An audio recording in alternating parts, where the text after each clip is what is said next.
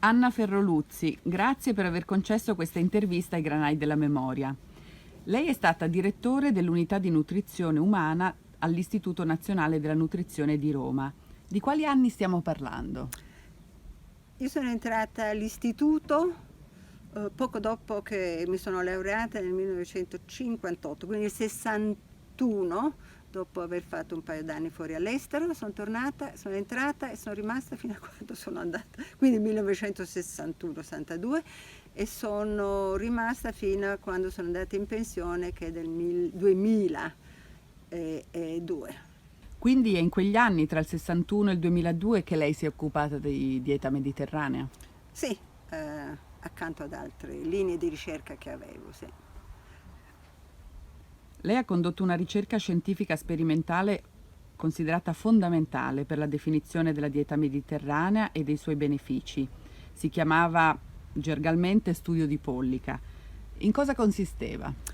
Dunque, lo studio di Pollica è consistito in un studio di intervento, cioè significa che abbiamo modificato qualcosa, e quello che abbiamo modificato era la dieta di questa zona pollica che ancora seguiva degli stili di vita molto tradizionali.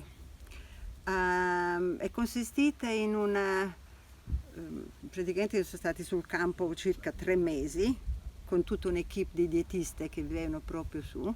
Abbiamo reclutato con dei criteri molto stretti un certo numero di soggetti tra i 35 e i 50 anni di età, maschi, coppie, maschi 25 e 25, poi le donne erano un po' di meno perché 2 hanno avuto dei problemi, e abbiamo studiato qual era la dieta per essere sicuri che fossero lo stile tradizionale, poi definirò questo stile, e abbiamo modificato introducendo la dieta e sostituendo degli alimenti che fossero completamente differenti dai grassi tradizionali, parliamo di grassi soprattutto, e che riproducessero un po' quella che era la tendenza della dieta già in corso in Italia, soprattutto nel nord dell'Italia, cioè di sostituire l'olio d'oliva con burro, panna, gli alimenti introducendo parecchie più uova, carne.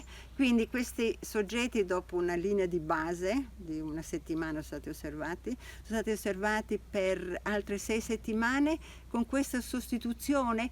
A volontà gli si forniva questi cibi e gli si dava le ricette, le dietiste erano sempre presenti con le loro inchieste, per vedere come che effettivamente non continuasse a usare l'olio d'oliva. Dopo abbiamo fatto un altro 6 settimane di quello che si chiama switchback, cioè dire abbiamo riportati, abbiamo lasciati liberi di mangiare come loro volevano ed è tornato immediatamente ai loro livelli di base.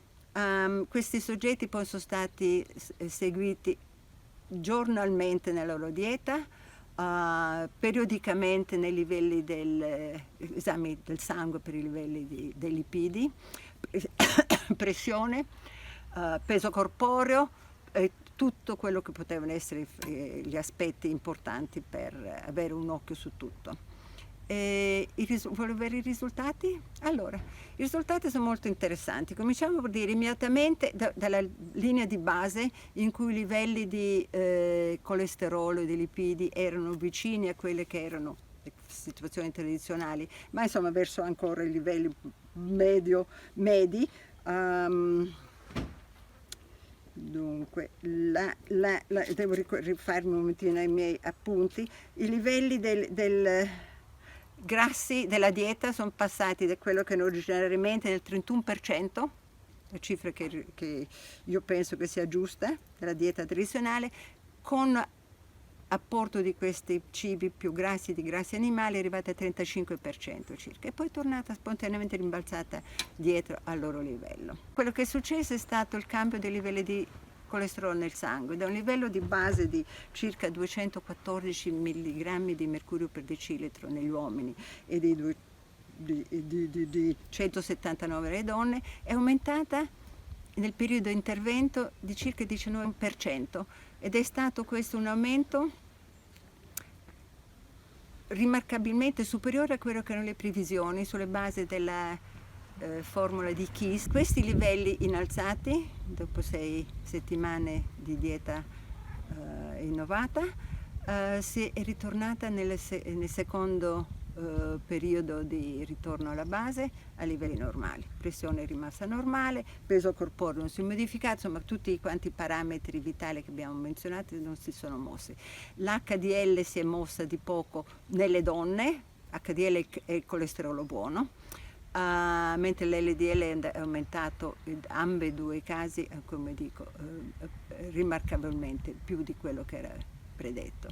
Quindi i risultati hanno decisamente confermato l'influenza dei grassi alimentari sulla dieta, sui livelli dei lipidi ematici. Quell'anno era il 1982 si è svolto, nel 1983 abbiamo pubblicato, quindi era l'82, eravamo sul campo, siamo arrivati a gennaio, siamo stati 3 mesi d'oltre. E come è stata ricepita dai cilentani questa ricerca? Erano contenti di farla? Dunque, ai Cilentani sono stata introdotta da Ansel Keys, che ha una casa lì, ed è lui che mi ha indicato, perché io ho cercato altri siti nel centro-sud Italia, uno dei quali era Canino, ben noto, nel Viterbese, ben noto per la sua produzione di ottimo olio di oliva di Canino. E sono andata lì, ho guardato, ho fatto interviste, eccetera, ho appurato che c'era un alto consumo di insaccati e di carni maiali, perché c'è un grosso allevamento di maiali.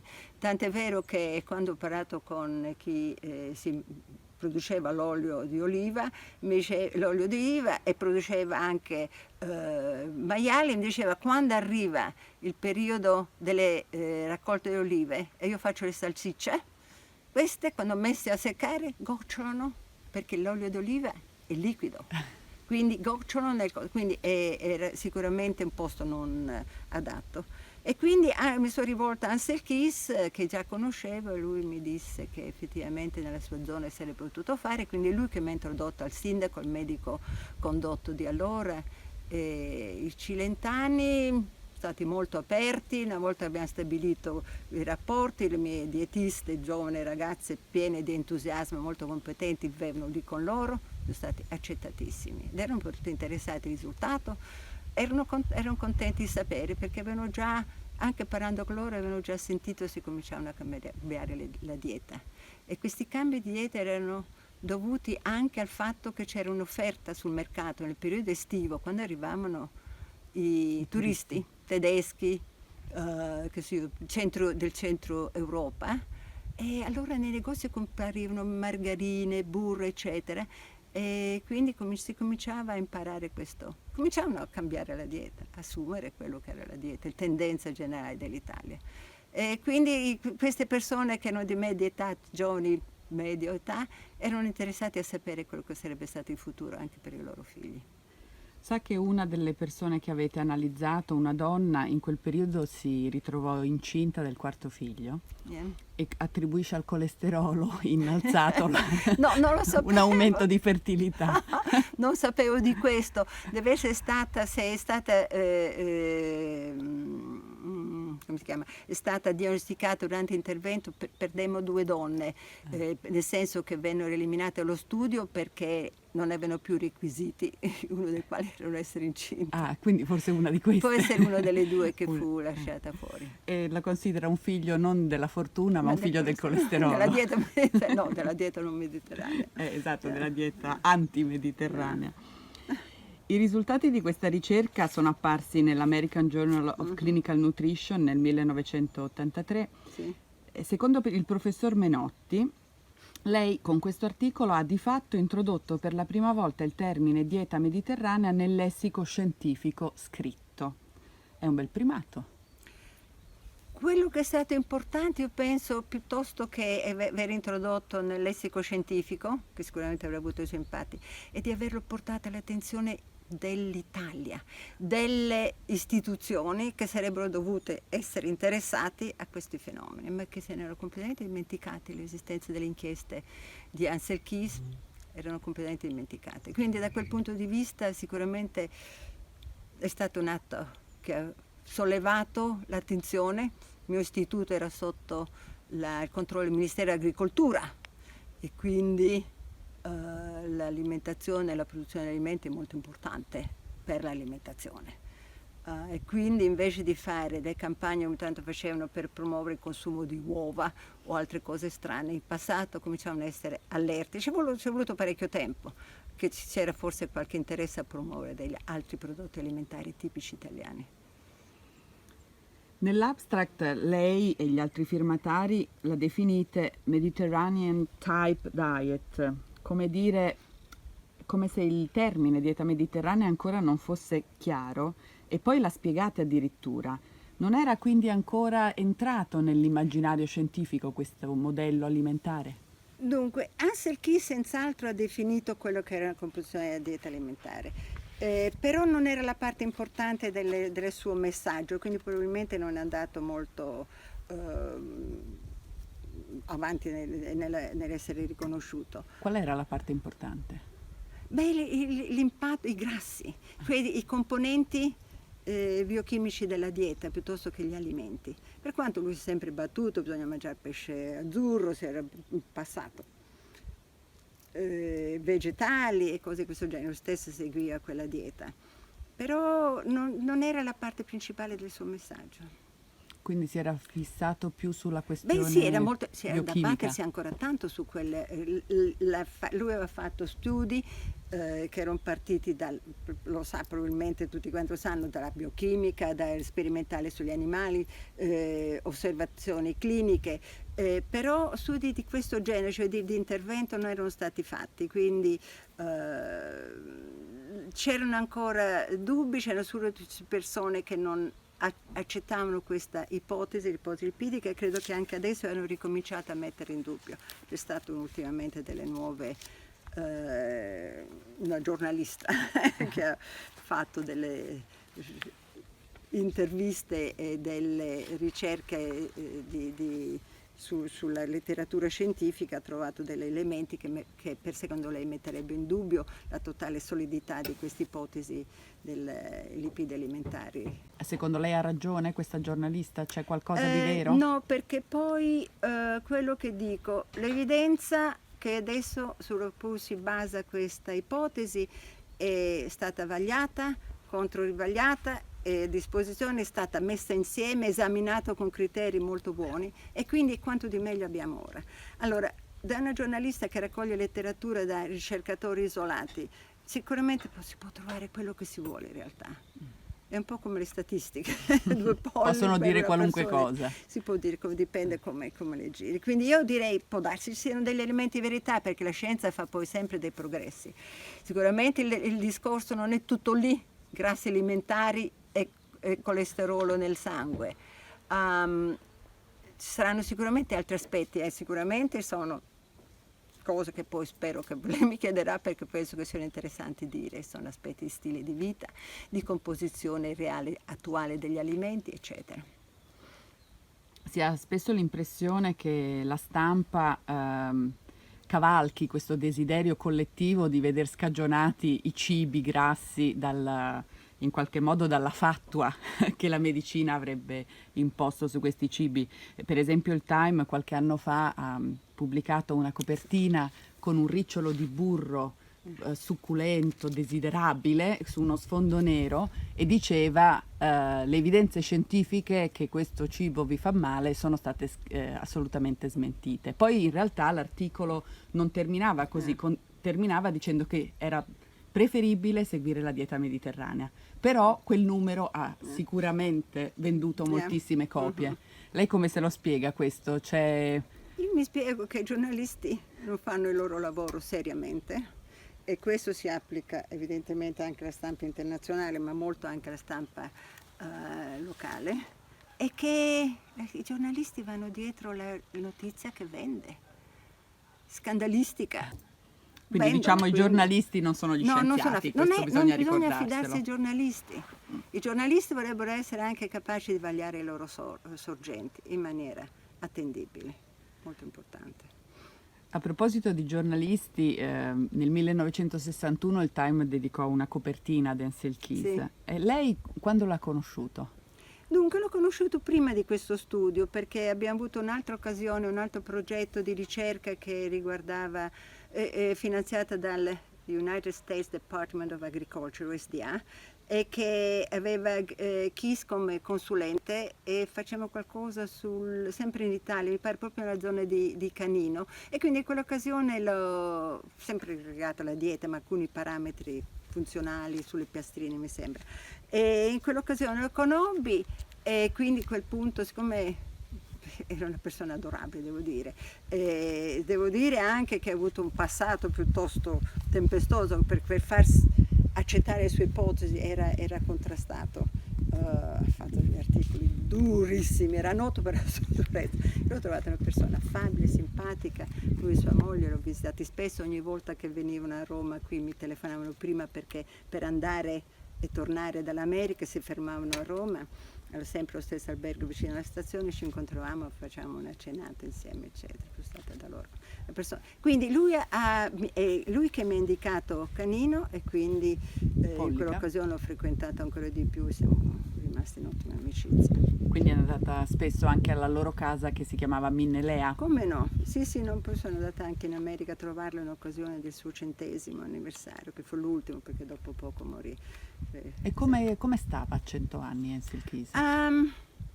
Fisicamente era in carrozzella, ha avuto una serie di problemi, di ischemie transitorie del cervello, però era ancora cosciente, parlava ed era all'altezza di situazione, un po' lento, molto dopo, subito, di poco dopo. E secondo lei è stata la dieta mediterranea a portarlo a questa longevità straordinaria? La dieta mediterranea non è un toccasana, è tutto uno stile di vita più tante altre cose. Quindi è importante trasmettere il messaggio che non esiste la cosa taumaturgica che ti fa diventare bello, ricco, longevo e tutte queste cose. Non esiste, è tutto un complesso di cose molto complicate. E quindi se lei volesse definire la dieta mediterranea a questo punto, che cosa direbbe? Che cos'è? La dieta mediterranea, sulla base non solo di quello che ho osservato nei miei studi, ho fatto varie indagini qui in Italia in vari tempi, ma anche molto parlato con la gente che nel passato, della loro dieta in passato, ho fatto uno studio su degli anziani in Italia precedentemente a questo, quindi ho avuto occasione, anziani in casa, di anziani a casa loro, ho avuto occasione di risalire quella che era la loro dieta di quei tempi. Quindi direi che è un compromesso da quello che ho trovato, quello che risultava dagli studi di Ansel Keys, Seven Country Study, e di queste cose che erano più tipiche dell'Italia paesana. Non parlo delle città, quello non so niente. E quindi su quella base può dire che è un po' quello che diceva Ansel Keys, ricchi di cereali, frutta e verdura, contenuto di olio di oliva medio alto, poche proteine animali che derivavano soprattutto da fasi periodiche in cui si mangiavano le uova, perché era Pasqua e le galline facevano le uova, si macellava il maiale, quindi periodi molto stagionalmente molto variabili. Quindi è un po' questo, il contenuto di grassi insaturi, monoinsaturi soprattutto, e direi che la dieta mediterranea non è da considerare separatamente quello che era lo stile di vita in quegli anni. Quindi vita all'aperto? Non è questione all'aperto, la gente allora camminava, faticava con le proprie mani, anche qui in Umbria, fino al 1960 e oltre, dopo la riforma agraria, hanno cominciato ad avere gli strumenti per lavorare la terra, prima facevano tutto a mano, quando dovevano andare a Tavernello o in altri posti si andavano a piedi. Oggi, se non sono parcheggiati sotto il mercato, perché hanno perso l'uso delle gambe, quindi è uno stile di vita. L'attività fisica non è tutto, è una parte importante e tante altre cose, poi se vuole gliele racconto. Lei ora vive qui in Umbria, ha l'impressione che negli stessi anni in cui Ansel Keys studiava il Cilento, quindi negli anni 60, in Umbria si seguisse la dieta mediterranea più o meno? Sicuramente, qui in Umbria erano molto poveri, questa era, diciamo, quasi tutte le persone che conosco, che intorno a tutta la popolazione erano dei mezzadri. Questa casa in cui abito adesso era di un mezzadro, siamo passati i tempi, ma qui non c'era l'acqua, non c'era la luce, terreno, come vede, non è sicuramente molto fertile, quindi questa gente sicuramente viveva uno stile di vita forse anche più povero di quello del sud Italia. Molto olio d'oliva. C'era la produzione, naturalmente andava al padrone, però chiaramente era l'unico grasso che usavano, che fosse molto non lo so, ma sicuramente è Molto cosa, spesso. sicuramente giornaliera. Lei ha un bellissimo accento che non sembra italiano in realtà. Da cosa viene questo accento? Dove è nata? Io sono nata a Roma, nel cuore di Roma, a Trastevere, proprio in casa, allora si faceva ancora così.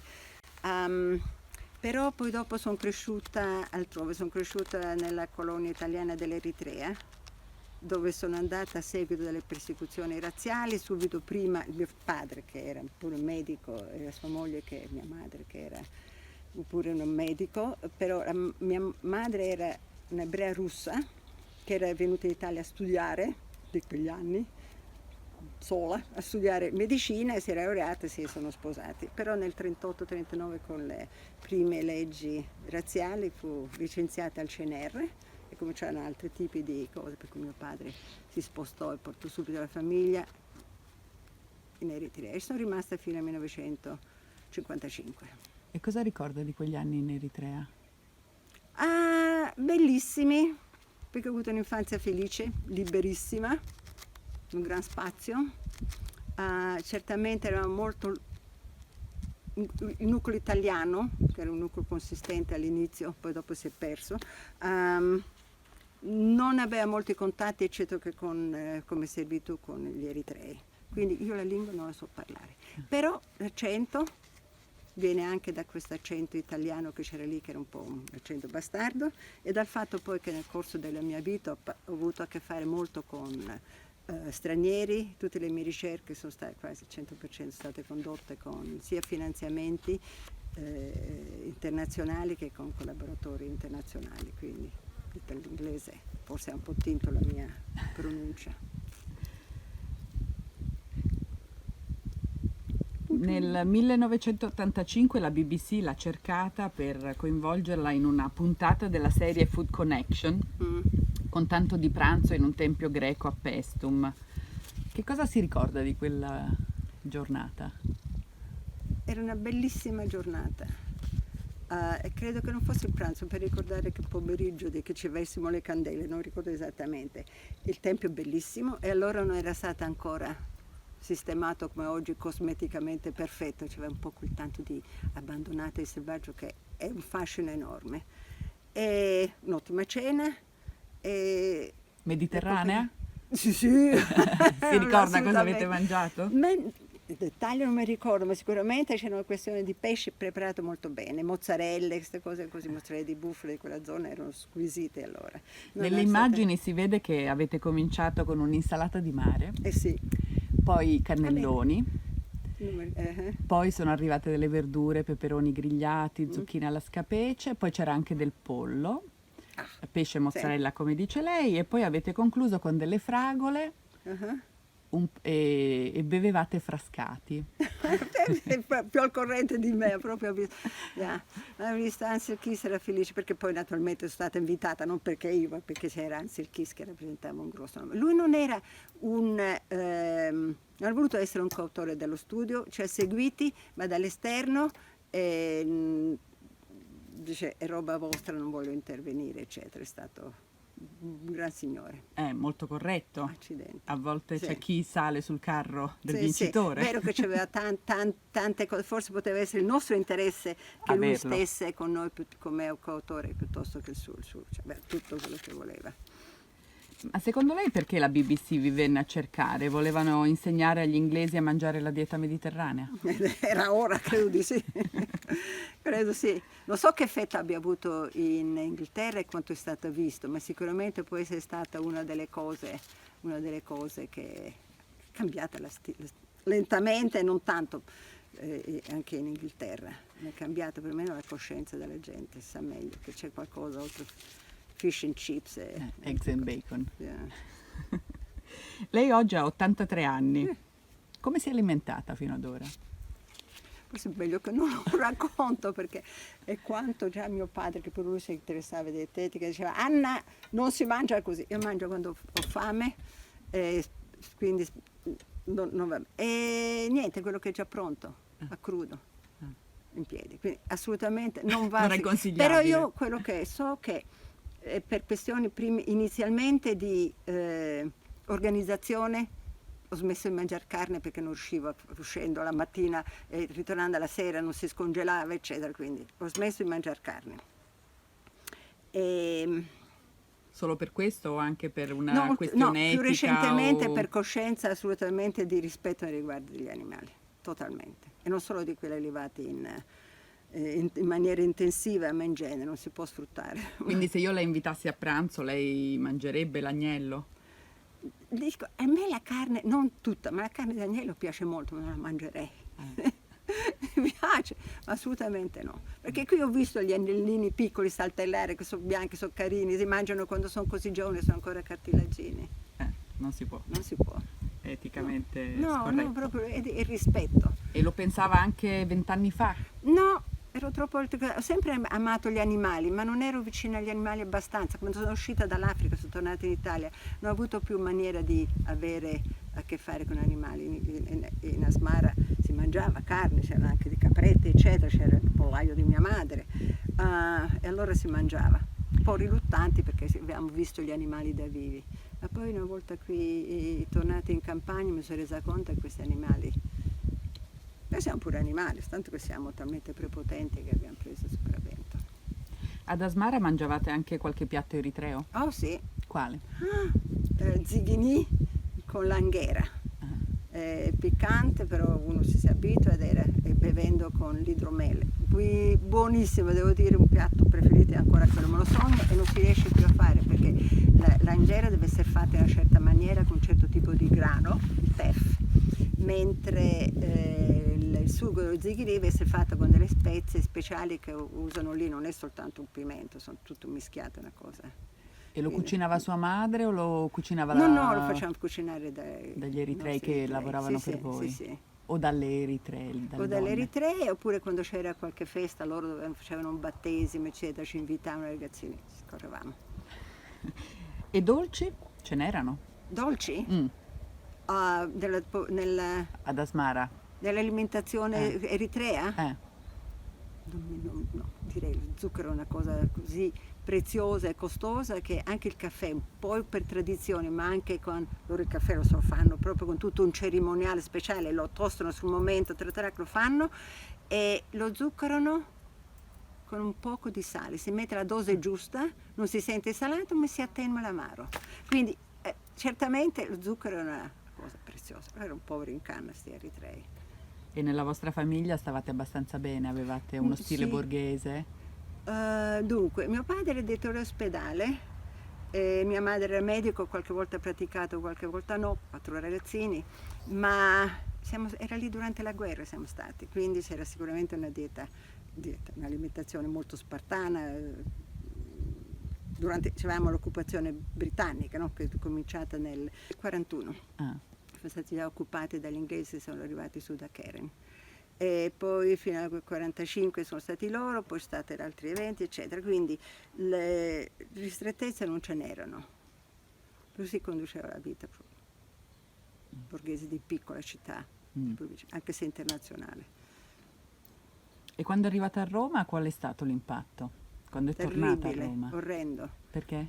Perché l'ho trovata una città, abbiamo detto il 55, forse si sentiva ancora degli effetti della guerra, che loro hanno patito in maniera molto diversa da me, sicuramente, però erano aggressivi, erano affollati, rumorosi, assolutamente. E poi l'ambiente medico, io ho fatto i miei primi 3 anni di una scuola di medicina in Asmara, e sono arrivata e ho trovato che i miei colleghi, a parte l'ambiente, il tipo di lezioni, l'impossibilità di reali esercitazioni pratiche, insomma i miei colleghi erano 20 anni più indietro di me di quello della seconda, quindi tutto andava negativamente, quindi io ho già pensato di andarmene, come se ne sono andati i miei fratelli e sorelle dall'Italia. Però sono rimasta perché c'era soltanto mio padre, poi mia madre è morta, stava male, quindi sono tornata in Italia e mi ha accolto l'Istituto Nazionale di Nutrizione. Non vi dico che cos'era quell'inizio, era niente, era un piccolo niente. Sì. E poi cosa è successo? E poi sono rimasta, quindi lì ho dovuto lottare per creare qualcosa senza una guida. Io ho avuto grossi problemi, sai, un giovane ricercatore. Ho fatto 6 mesi in Scozia come una ricerca postgraduate, però insomma avevo imparato alcuni rudimenti, come si imposta una ricerca, senza soldi, senza personale, senza strumentazioni, una gran stanza vuota, quello c'era. Quindi l'Italia scommetteva sulla nutrizione in quegli anni. Esatto, esatto. Però il presidente di allora, poi direttore, poi è diventato presidente a vita, il professor Sabato Visco, si è molto battuto. Ci voleva un potere politico, il potere creare. E questo, le cose sono profondamente cambiate più tardi, quando sono state, dopo la successione, più o meno infelice dopo il professor Visco, poi c'è stata una presidenza efficace, efficiente, che ha concesso delle possibilità di sviluppare la ricerca. Quindi quando lei ha proposto di fare questa ricerca sulla dieta mediterranea, i suoi colleghi, l'habitat scientifico nel quale lavorava, era d'accordo con le sue ipotesi? Erano ben volute oppure sembrava una pazzia? Bisognerebbe che descrivessi com'era la situazione. C'erano delle varie unità, la mia era un'unione umana, c'era quella biochimica, i cereali, eccetera. Non c'era assolutamente interfacciamenti, quindi facevo quel che volevo, abbastanza, soprattutto se avevo soldi indipendenti. Questi erano stati finanziati, questa ricerca sempre dall'America, USDA. E Quindi non erano fondi italiani quelli che lei aveva? niente. E perché l'America aveva interesse a finanziare una ricerca? Perché c'era avuto già al tempi di Ansel Keys, perché in America si muore di malattie cardiovascolari, e perché c'è sicuramente più finanziamenti possibili, quindi c'era sicuramente il riconoscimento di questo finanziamento. In un primo studio che facevamo su molestie 10 c'era proprio anche dei ricercatori americani, e quindi erano disponibili laddove l'Italia ignorava. Meglio così. Lei sa che oggi l'Università di San Diego ha cominciato un progetto nel 2016 sulla dieta mediterranea e gli effetti sulla longevità, avendo Pollica come terreno di ricerca. Davvero? No, non sapevo per niente, davvero. Sì, e la loro ipotesi è che buona parte della salute si spieghi anche con le erbe officinali. Ah, questa è un'altra cosa, sì. Però siamo solo all'inizio della ricerca. Esatto. Però il nesso dieta-longevità è diciamo il grande motore che sta facendo parlare di questa ricerca, tant'è vero che l'Università di San Diego la propone come la ricerca in un paese del Cilento, Pollica, dove la vita si allunga incredibilmente. Quindi se volete vivere a lungo andate lì. Lei lo farebbe? E soprattutto mi preoccupa ancora portare l'accento sulla dieta all'esclusione di qualsiasi altro parametro che fa parte di una cosa globale. Non siamo dieta, non siamo attività fisica, esposizione al sole. E nella dieta sicuramente le erbe officinali sono importanti, ma cosa dice le erbe officinali? Che sono dei composti nelle piante, forse anche negli altri alimenti, non lo sappiamo, che quando facciamo questa dieta non erano ancora riconosciuti. Sono venuti fuori dopo, sono tutti questi flavonoidi, vari prodotti che hanno funzioni poco conosciute, che cominciano ad essere conosciute nel nostro organismo. Allora, questi sono particolarmente abbondanti e vari nei cibi vegetali. Però bisogna raggiungere, quindi è importante non soltanto le erbe, cioè sono anche nelle spinaci, in qualsiasi cosa, nelle pesche che sono state colpite da un animale, un insetto che ha creato una risposta della lessina, eccetera, quindi anche lì aumentano queste cose. Quindi lo studio della composizione di questi prodotti, di questi composti negli alimenti ancora non è stato lanciato. Io ho cercato di farlo fare, perlomeno un'istituzione che era interessata in Hong Kong, non lo so com'è andata, ma secondo me è molto importante, anche perché il tipo di agricoltura ha molta importanza nel determinare i livelli di queste sostanze, e c'è sicuramente una tendenza alla diminuzione quando dalla erba selvatica diventa coltivata magari sotto un certo tipo di serre che tagliano i raggi ultravioletti, altri tipi di raggi ultravioletti, e anche perché viene magari selezionata per la gran produttività e non per il contenuto di queste sostanze che non sono abbastanza riconosciute. Quindi la dieta mediterranea bisogna cominciare a vedere in un contesto molto più allargato. Poi la dieta mediterranea dice mangiare frutta e vegetali. Che succede quando adesso abbiamo il problema del cambio di clima, del costo dell'acqua, eccetera? Ma anche senza questi problemi, quanto costa alla gente che non ha molte risorse comprare frutta e vegetali? Di qualità soprattutto. Esatto. Quindi il problema deve essere molto più affrontato in maniera globale E sistemica. La produzione agricola poi deve essere fatta non soltanto con gli occhi ai contenuti, non soltanto alla redditività, ma anche alla sostenibilità nell'ambiente. Quindi in qualche modo la sostenibilità ambientale si intreccia perfettamente con la dieta mediterranea, la qualità dei prodotti. Non lo so, con la dieta mediterranea, pesce? Pesce azzurro? Ci stiamo buttando le riserve dell'oceano, li stiamo avvelenando con la plastica. Non lo so, quindi la sostenibilità della produzione alimentare che sostiene la dieta, rende possibile seguire una dieta mediterranea. Bisogna parlare anche oltre l'Italia, parliamo di paesi altri che dovrebbe essere generalizzata. C'è qualcuno che accusa Ancel Keys di non aver scoperto la dieta mediterranea, ma di averla inventata. Lei cosa risponderebbe?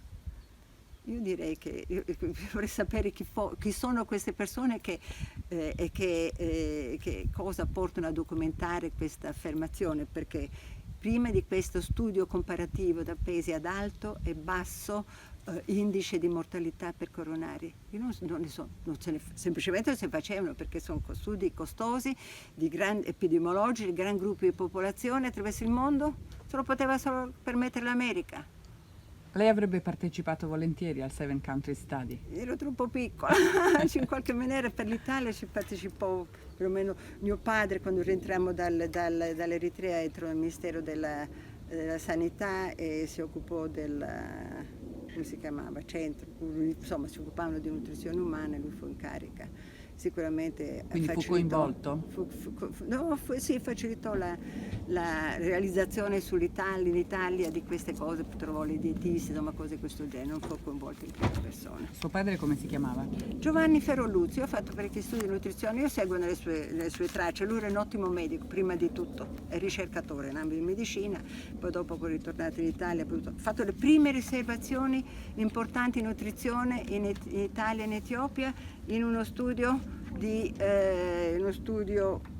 etiopico che hanno pubblicato tutto quello che in un volume che hanno pubblicato tutte le ricerche che sono state fatte sulla nutrizione da sempre in Eritrea ed Etiopia, c'era soprattutto mio padre ha pubblicato moltissimo, ha fatto i primi passi quando la nutrizione ancora non è neanche era nata. Oggi invece sembriamo invasi dai nutrizionisti. Quindi suo padre ha fatto ricerche in Etiopia, che cosa ha scoperto? È un cardiologo, è un tropicalista, che aveva 2 specializzazioni.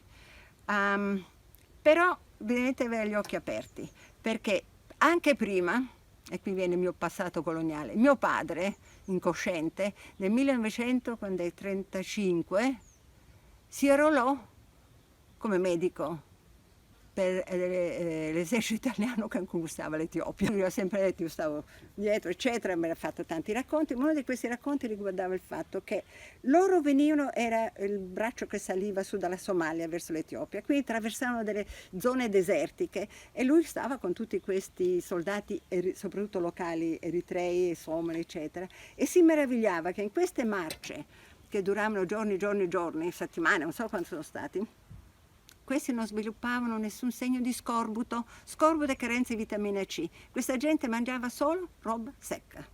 Come mai? Ci deve essere qualcosa che fa sorgente di vitamina C. Ha guardato quello che mangiavano, ha visto che mangiavano molto condito con questo berberè, che è questo pimento, eccetera, seccato e conservato. E dice, lì ci deve essere vitamina C. non avendo possibilità né di mandare questa cosa per esaminare niente, si è ideato, ha preso una provetta che evidentemente c'aveva, ci ha sciolto dentro il berberè, c'aveva la penna stenografica che allora si usava con l'inchiostro blu di metilene, l'ha messo dentro, che si è schiarito perché essendo ridotto veniva dal vitamina C, dimostrava Reagisce. ha pubblicato questo, vuol dire dove sono cominciati gli interessi della nutrizione. Poi in Eritrea, quando era direttore di questo grande ospedale, era il più grande veramente di non so quante migliaia di letti, e lui faceva non solo il direttore, faceva soprattutto il medico dentro, il direttore medico. E gli capitavano i casi di malnutrizione, kwashiorkor allora, non so se sai, conosce la voce, e la malnutrizione proteica per cui i bambini diventano edematosi, i capelli si schiariscono, diventano rossicci, eccetera. E si mise in contatto col pediatra di allora a Roma che aveva trovato, allora c'era anche la malnutrizione anche tra i poveri italiani, però lo chiamavano Mellner-Schaden, che era per troppe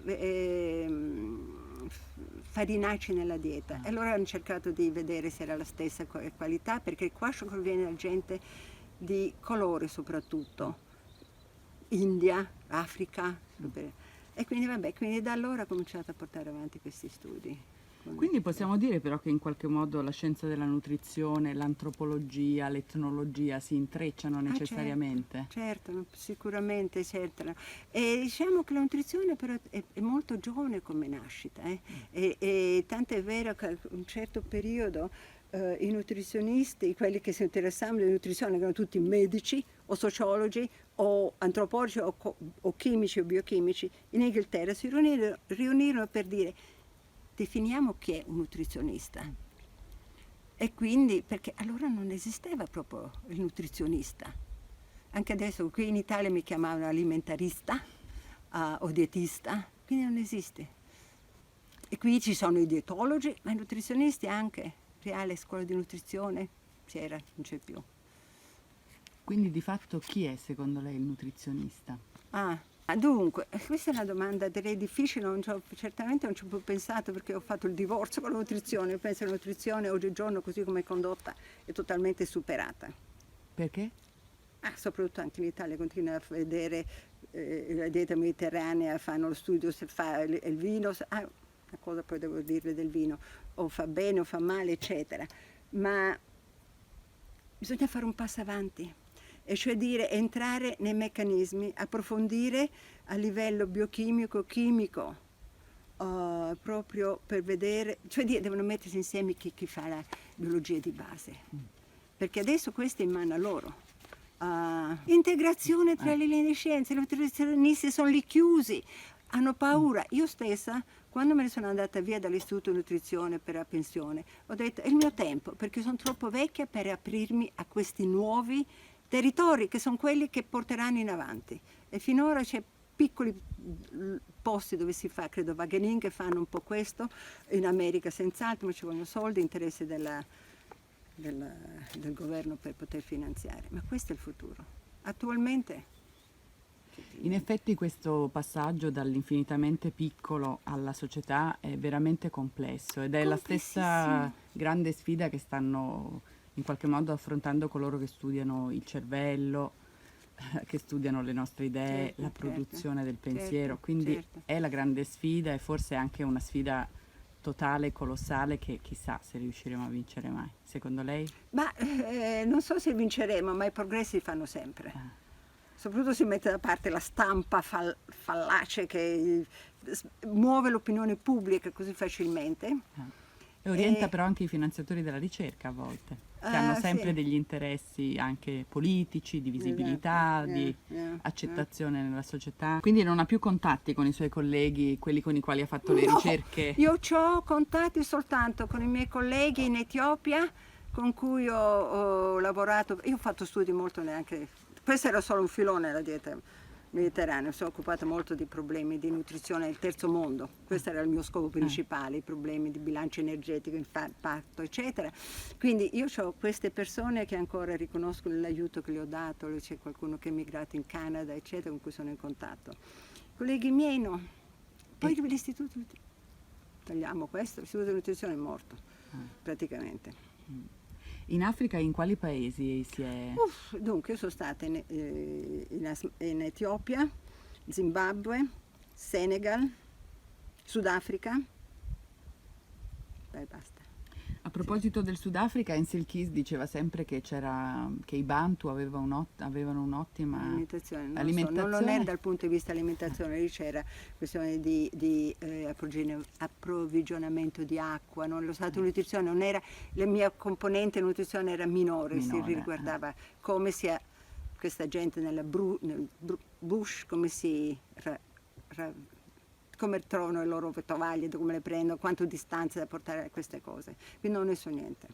Perché lui diceva che sarebbe stato anche un'alimentazione equilibrata, perché gli orti, almeno negli anni 50, quando lui li incontra, erano molto ricchi, quindi riuscivano a mangiare molti vegetali, una buona quantità di cereali, e poi insomma in qualche modo c'era un livello di salute ottimo rispetto quelli che a quel sopravvivono, la contesto. mortalità infantile era enorme, però si è legata anche lì a tante cose, c'era anche la mortalità infantile dovuta non solo a malnutrizione, ma malattie infettive, il famoso morbillo, gastroenterite, avvelenamenti, eccetera. Quindi troppe variabili. La dieta povera, insomma, deve essere povera fino a un certo punto. Ho fatto qualcosa, era in Senegal. Poi non c'era nessun aiuto. In Senegal ho avuto in una zona, un paese molto povero, una zona periferica in cui facevo dei rilievi di cose, a un certo punto mi portarono una donna, bellissima donna. Sono belle tutte queste popolazioni, che camminava a stento ed era incinta. E dice: c'è un problema, era pallido, ho guardato le mucose bianche.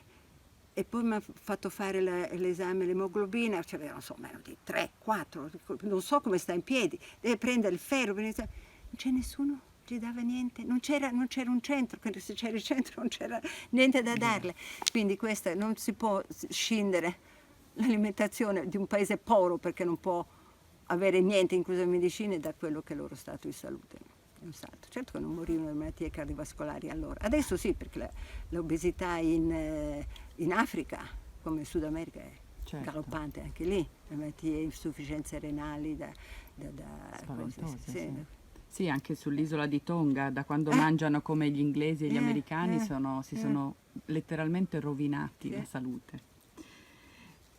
A proposito però di linee guida che andrebbero date internazionalmente, a prescindere forse dalla cultura, non so se si possa veramente prescindere dalla cultura, però le chiedo, le linee guida internazionali vengono spesso discusse, lei stessa ha partecipato al dibattito iniziale, quando forse la dieta mediterranea è entrata in questo simbolo della piramide, l'OMS ha cominciato a diffonderla, mi racconta questa storia? Dunque, allora, sono state più sedute che abbiamo fatto per definire le linee guida, in cui naturalmente la composizione della dieta mediterranea entrava, per poi il background, il supporto. E fu in una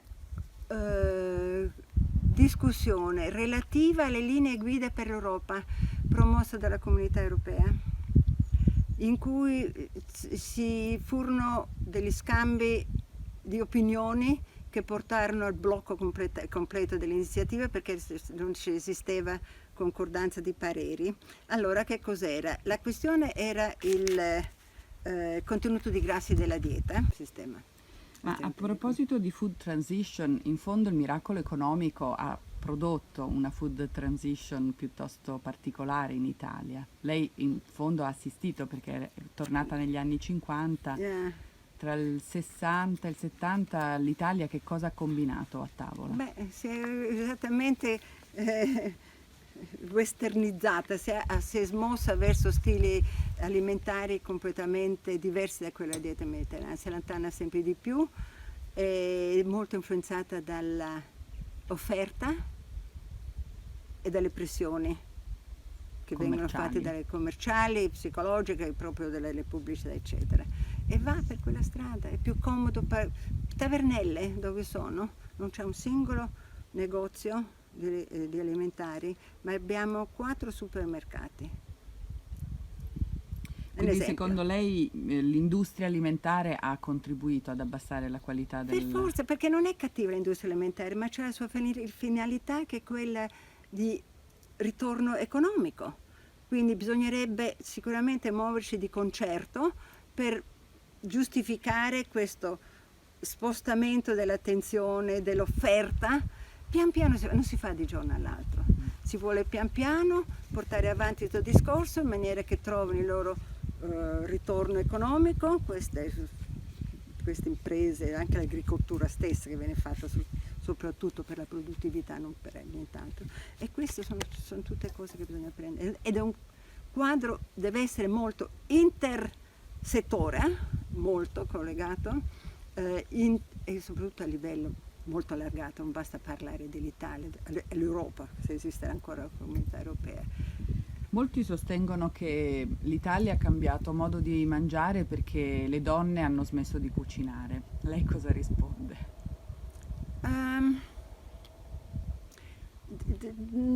Non lo so, cioè dire sicuramente non è solo quello, è probabile, hanno molto meno tempo, anche meno tempo da dedicare ai figli. Però io penso che una dieta stile mediterraneo può essere organizzata anche in poco tempo.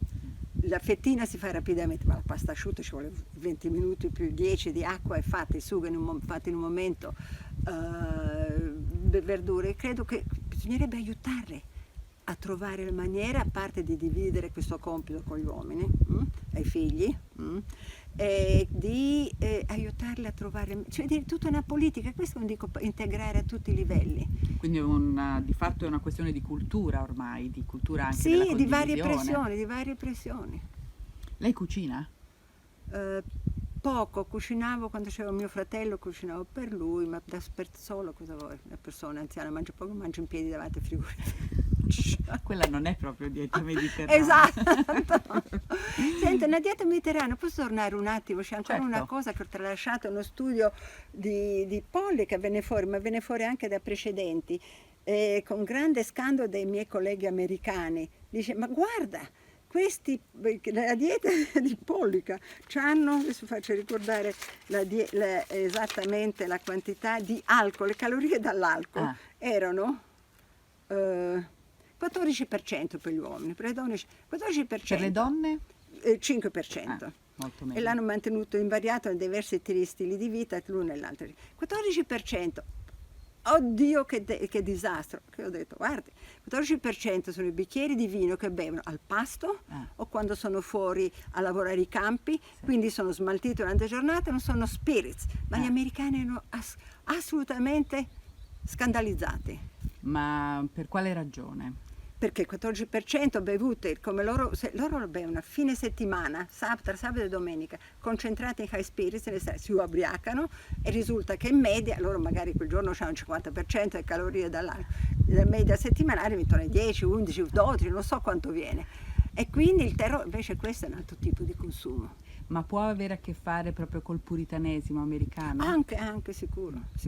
Perché invece il vino nella grande civiltà del Mediterraneo è sempre stato un consumo quotidiano. Sì, I greci dicevano che le persone civili bevono, sempre bevono, e bevono però nella misura giusta. Nella misura giusta, in compagnia, e durante i pasti e cose così, eccetera. Sì. E questo mi conduce a un'altra domanda che le volevo fare. La dieta mediterranea ha a che fare con la convivialità? La convivialità è un ingrediente di questo stile di vita oppure no? C'è nelle note a piedi pagina mangiate insieme, che sicuramente aiuta. Perché aiuta secondo lei? Ci ha provato a mangiare da sola lei. Questo. No, poi entriamo in un'area diciamo di emozioni, eccetera. Io non sono una persona capace di rispondere a queste cose. Sicuramente quando c'è gente io mangio con più piacere, insomma, non faccio testo. E molti dicono però che si mangia di più e quindi vorrebbero eliminare la convivialità proprio per poter mantenere un regime calorico basso. Secondo lei è un'assurdità? No, però perché oggigiorno credo che la società mi fa dire delle cose che non hanno nessun substrato che possa argomentare. A me sembra che ha perso parecchi poteri di autocontrollo. E non so da cosa viene il fatto di sentirsi felici solo quando il tuo stomaco è disteso. c'è una sensazione sgradevole.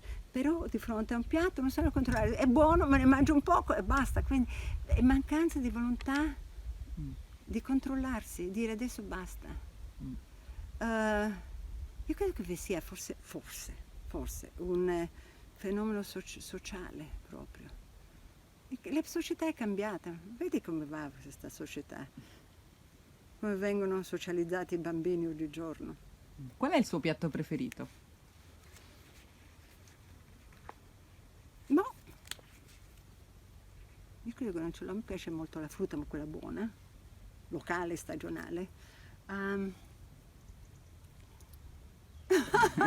Non ce l'ho. Oddio, forse se potessi avere adesso ancora un piatto di buon zighini con l'anghera fatta col tef, credo ci metterei la firma. Questa è l'unica cosa per cui mi alzerei e andrei. E perché vive qui, un po' isolata nelle colline umbre? Perché intanto sono cresciuta in un paese in cui c'era molto spazio, in una casa che c'era molto spazio, avevamo un giardino grandissimo nei Trias Mare. E ho vissuto la vita in Roma in piccoli appartamenti con lunghe distanze da percorrere, ho fatto tantissimi viaggi internazionali, mi sono stufata, ho detto adesso è tempo di pensare a altre cose, non distoglievo il pensiero dal mio lavoro mai, ho detto ci penserò quando avrò tempo, adesso ho tante cose a cui pensare. E questo è il posto buono. Non ho bisogno di gente intorno a me, ho bisogno ogni tanto per poter discutere a un certo livello, io con Filomeno ci parlo, ma fino a un certo punto, però quello ce l'ho, li sento per telefono, oppure qualche volta vado. Ma se no c'ho il mio libro, la mia musica, i miei gatti, una mia cornacchia e tanto tempo per pensare. Sto rimettendo a posto l'epistolario, non so se l'ho raccontato, abbiamo un epistolario che sono casse e casse, entra in casa, non fate entrare, che è piena di casse che sto rivedendo. Sono epistolario perché il tempo si scriveva a mano, lettere, perché eravamo ognuno in un paese diverso, comunque viaggiavamo. 4 figli, mia madre e mio padre. Quindi è un epistolario di famiglia? L'epistolario di famiglia, ma saranno 5, 6, 7 lettere di andata e ritorno a settimana. Da quando mio fratello si allontanò dall'Eritrea per fare studi suoi qui a Roma, quindi lui è partito 54, 2, 3, una cosa di questo genere, e da in avanti fino alla morte di mio padre.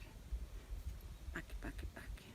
Adesso lo voglio mettere in ordine, quindi queste sono cose di mio tempo, sono i quadri di mio padre che ha fatto tante figure quando è andato in pensione, ha pinto tanti, dopo aver saturato le case dei nipoti, pronipote mia, io ho tanti quadri che voglio che vadano al Mascero, quindi adesso mi organizzo per fare delle mostre, c'è tante cose da fare, è brutto pensare. Di solito si dice che il cibo della memoria è quello che è legato più strettamente alla madre. Mia La sua madre è una mamma, pessima cuoca. ebrea russa, non le ha mai fatto lei era assaggiare una donna niente? di cervello e di cose, era molto occupata. Chi era ottima cuoca era la mia nonna a Roma, bravissima, E faceva... con un fornetto a carbone. Faceva tutto, cucinava di tutto.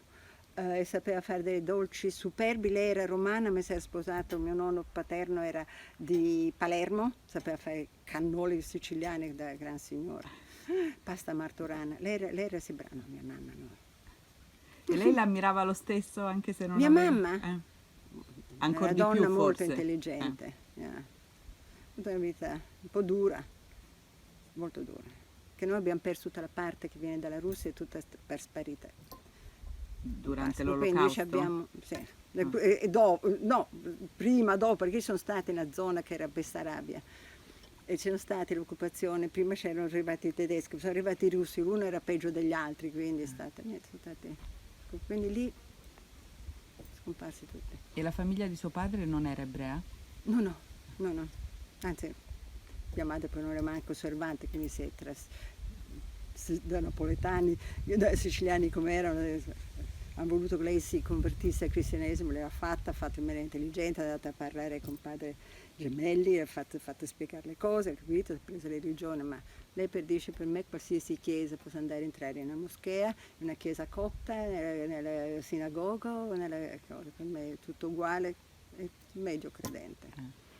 Cioè Sicuramente non è Dio, stata mai osservante. cioè per lei Dio era un universale. È una persona intelligente, non può pensare che è quello. Cioè, più intelligente, questo esce fuori, insomma, Pascal è intelligente, ma non ci credeva. E lei è credente? Niente. Però che è sempre in discussione, sei atica o agnostica? Dico atea, se sei atea dicono, ecco, allora per credi, forse sono agnostica, è la migliore delle ipotesi. Però un idealista. Perché no? Dice. Ad oggigiorno poi viene diventata una brutta parola, idealista. Certo, ho idea di quello che dovrebbe essere la società e che non è quella che trovo, è quella a cui mi hanno educato i miei genitori. Dicevo, questa deve essere così, così, saranno tutti così. Manco per niente. No. Ho un'ultima domanda per lei, anzi due. Mhm. Una, secondo lei è stata una buona idea quella di chiamare la dieta mediterranea dieta, cioè di usare questo termine che dà subito l'idea della restrizione? Hai ragione, tante volte mi sono combattuta anch'io perché in effetti la dieta è la dieta, però non esiste altro sistema sintetico, perlomeno non ce l'abbiamo né in italiano né nelle altre lingue, vuol dire alimentazione stile mediterraneo, insomma diventa tanto più lungo il messaggio, bisognerebbe inventare, qualcuno forse potrà inventarlo, forse sarebbe bene cambiare, ma non so quale potrebbe essere. Alimentazione stile mediterraneo. In fondo la dieta viene dalla parola greca diaita, che significava stile di vita, Sì, e sì, che non è però- il primo significato che viene in mente a noi oggi. E non è il primo significato, no? È subito la dieta, te l'ha segnata il medico, eccetera. Sì, infatti in qualche modo questo ha fatto sì che i gourmet si siano un po' allontanati dalla dieta mediterranea, anche se Sì, Ansel e Margaret sì. Keyes, quando scrivono How to Eat Well and Stay Well, The Mediterranean Way, mettono tra le ricette anche i tortellini, la Sì, lasagna, sì. i cannoli Sì, sì, siciliani. non è che devi togliere tutti i prodotti animali, assolutamente no, infatti diciamo appunto limitandoli. Lei che ha avuto molte occasioni conviviali con i Keyes, Eh. com'erano a tavola? Ah, frugali, Sì. piccole porzioni. Ah, quasi sempre avevamo del pesce azzurro. Margaret strillava anche lei, anzi diceva, un tempo questi ce li regalavano, costavano niente, adesso con tutta la campagna costano un portocare e poi c'erano vegetali. Ah, non molta pasta non credo che usassero molto. Il vino? Vino sì, sì. Ed erano ciarlieri a tavola, gli piaceva Oh, si conversare? parlava, sì, sì. Ansel Keys parlava sempre un po' con dentro stretti, io avevo difficoltà a capire il suo americano, però lui parlava tanto, parlava, sì, sì, Margaret molto di meno. Era più riservata. Sì, sì, sì, Secondo lei fra loro quale alchimia c'era? Erano... perfetta, erano molto vicini, però Margaret, che è stata la biochimica di supporto, cioè tecnicamente parlando del periodo, lei aveva un po' la funzione che aveva anche mia madre con mio padre, lui era il grand'uomo e lei non è che lo servisse, ma aiutava, che potrebbe essere sul scrivere a macchine oppure cose di questo genere, quindi aveva una profonda ammirazione, profondo amore, c'era una totale simbiosi, totale. Però in qualche modo, come spesso accadeva in quegli anni, era di supporto al successo del marito. Ma sai, questo succede anche adesso quando c'è il premio Nobel in casa. Che fa la moglie? Quasi sempre lavora col premio Nobel, Per lo fa forza. diventare un premio Sì, Nobel. è inevitabile, forse passerà, ma insomma, noi abbiamo un ruolo biologico e pare che tutti vogliono che continuiamo a mettere al mondo figli. Qualcuno dovrà fare. E questo tarpa molto le ali di una donna che vuole essere coerente con una, non diciamo carriera, con una presenza in un'attività di lavoro che richiede cervello, presenza, eccetera. Quindi, Lei ha avuto figli? no, non sono manco sposata, ci ho avuto tempo a pensarci. Avrebbe dovuto vincere il premio Nobel, sarebbe No, però stato... a suo tempo, no, a suo tempo c'erano chiaramente le persone che mi stavano dietro, a parte che mio padre non mi piaceva nessuno. E poi ci ho pensato, queste sono persone, chi è un ingegnere, chi è questo, cioè, il momento che cominciano a essere trasferiti di lavoro, io devo piantare tutto, cioè avevo poco, ma lo stavo costruendo, non è possibile. In effetti è ancora abbastanza così, tranne rari casi. Sì, rari casi che se lo possono permettere. Quando nel 2010 l'UNESCO ha riconosciuto la dieta mediterranea patrimonio dell'umanità, lei cosa ha pensato? Ma questi concetti, che poi non è stata l'unico, sono state altre realizzazioni di questo genere, come potrei dire, un po' astratta dopo tutto.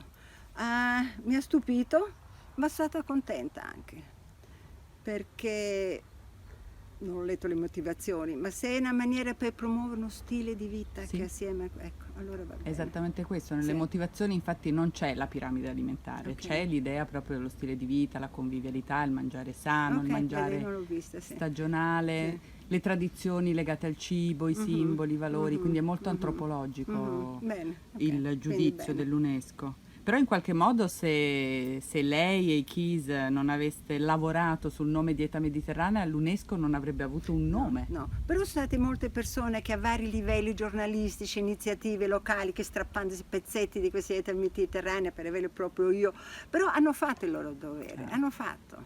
Quindi è stata un'opera collettiva. Sì, iniziative che sono cominciate dopo, quando io non c'entro per niente, ma hanno portato avanti riunioni, cose, no? Quindi, però è molto facile scendere per una china pericolosa di travisazione e ciarlataneria, quindi bisogna essere sempre molto prudenti.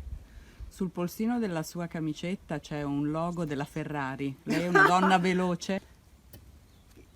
Ho sempre corso molto, anche fisicamente, facevo il mio jogging a Villa Dorio a Panfili prima di andare all'istituto per organizzarmi le idee. Sì, beh, adesso ho rallentato, perché ho detto ogni cosa al suo tempo, adesso ho molte cose da riflettere, due cose che ho messo da parte, cioè per quando divento più vecchia avrò tempo da mettere in ordine. Quale musica ascolta? Classica. Mi piacciono soprattutto la musica da camera, la sinfonica è troppo, mi piace piccole, 3 per persone per me va bene, 4 già compagnie troppo grandi, quindi anche lì è musica da camera. Vabbè, tutto il classico. Quella che invita alla riflessione, in fondo. No, invita a smuovere qualcosa. Poi noi siamo meccanismi biologici, sono tutte cose che si muovono dentro di noi, ormoni che si attivano, eccetera. Poi dopo tramutiamo in un senso di benessere. Benessere ti fa felice, ti fa infelice, fa pensare. Grazie Anna Ferroluzzi. Prego.